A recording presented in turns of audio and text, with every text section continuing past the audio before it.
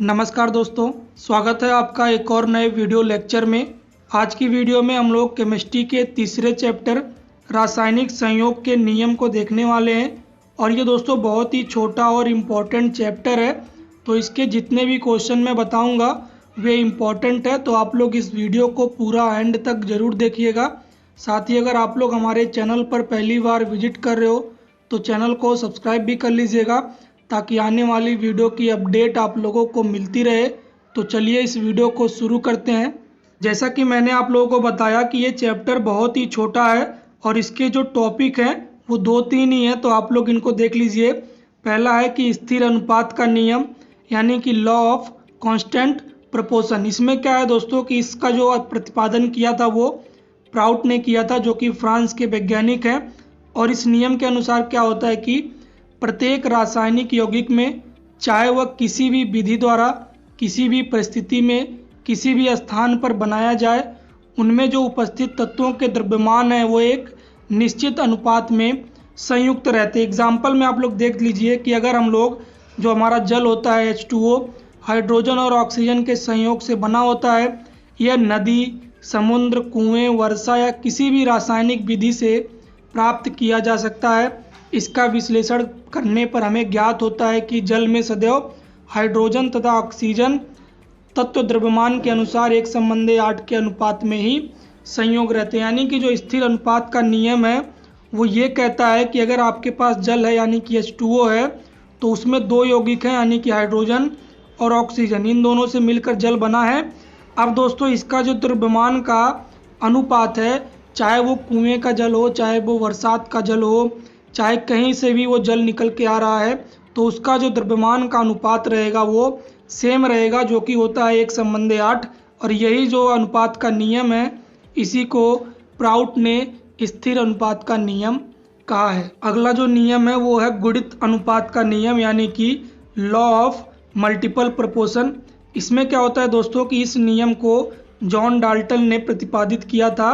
और इसके अनुसार क्या होता है कि जब 2 तत्व परस्पर रासायनिक संयोग करके 2 या 2 से अधिक यौगिक बनाते हैं, तब एक तत्व के समान द्रव्यमान से संयोग करने वाले दूसरे तत्व के विभिन्न द्रव्यमानों में एक सरल गुणित अनुपात होता है। यानी कि मान लीजिए अगर कोई तत्व है उससे 2 या 2 से अधिक तत्व जो है संयोग करके यौगिक बना रहे हैं, तो उनमें जो पहला तत्व है उसके जो है समान संयोग से दूसरे तत्व के जो द्रव्यमान रहेंगे वो एक सरल गुणित अनुपात बनाएंगे। जैसे कि मैं आप लोगों को एक एग्जाम्पल के थ्रू समझाने की कोशिश करता हूं कि कार्बन तथा ऑक्सीजन परस्पर संयोग करके 2 कार्बनिक यौगिक कार्बन मोनोऑक्साइड और दूसरा क्या बनाते हैं, कार्बन डाइऑक्साइड। आपको इसके बारे में पता होगा।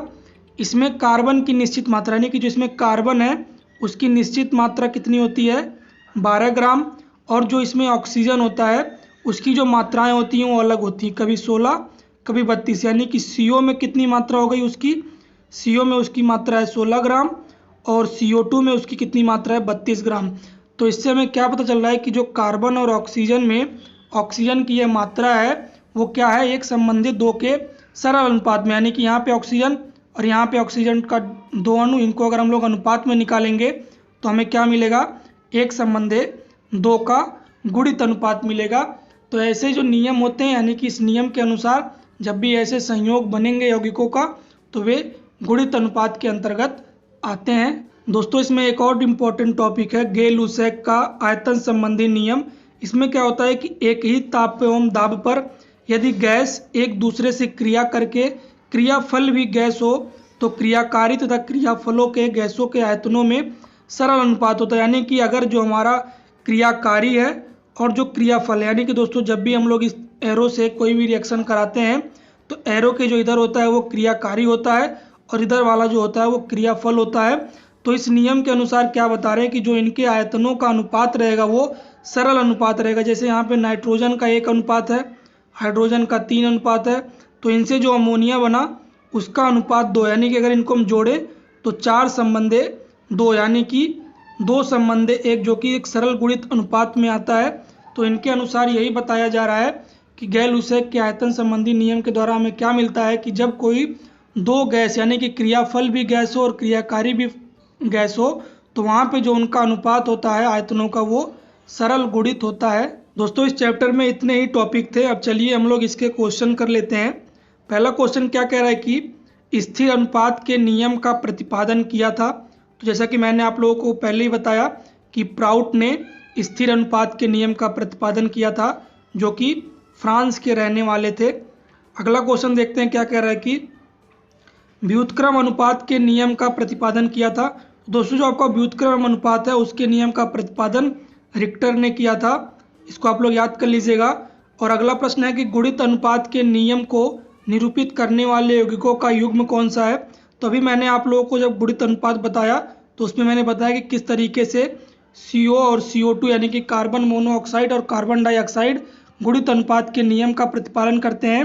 तो यहाँ पे वही एग्जाम्पल में पूछ रहा है कि इनमें चारों में से कौन है जो गुणित अनुपात के नियम का प्रतिपादन करते हैं। तो CO और CO2 यहाँ पे जो है सही आंसर हो जाएगा। अगला प्रश्न है कि तांबे के ऑक्साइडों में क्रमशः 88.7% तथा 78.8% तांबा है, इनसे नियम का प्रतिपादन होता है। तो यहाँ पे जब ये तांबे के ऑक्साइडों की बात की जा रही है, जैसे अभी हम लोगों ने ऑक्साइड देखे, कार्बन के ऑक्साइड देखे CO और CO2, वैसे यहाँ पे बताया जा रहा है तो ये किस नियम का पालन करेंगे, ये भी जो है गुणित अनुपात के नियम का पालन करेंगे। दोस्तों गुणित अनुपात से आप लोगों का इसी चैप्टर से प्रश्न बनता है, यानी कि जो तीसरा चैप्टर है इसमें जो सबसे इम्पोर्टेंट टॉपिक है वो है गुणित अनुपात का नियम। तो इससे रिलेटेड जितने भी क्वेश्चन है उसे आप लोग देख लीजिएगा। बाकी मैंने सारे क्वेश्चन इस वीडियो में ही कवर करा दिए हैं। अगला प्रश्न है कि लेड के 3 ऑक्साइडों में लेड की प्रतिशतता कितनी है। 89.1%, 90.65% तथा 92.83% है। इन आंकड़ों से किस नियम की पुष्टि होती है। सेम वही रिपीटेड क्वेश्चन, ये भी जो है गुणित अनुपात के नियमों को प्रदर्शित करता है। तो दोस्तों ये आपका तीसरा चैप्टर यहाँ पे ख़त्म होता है।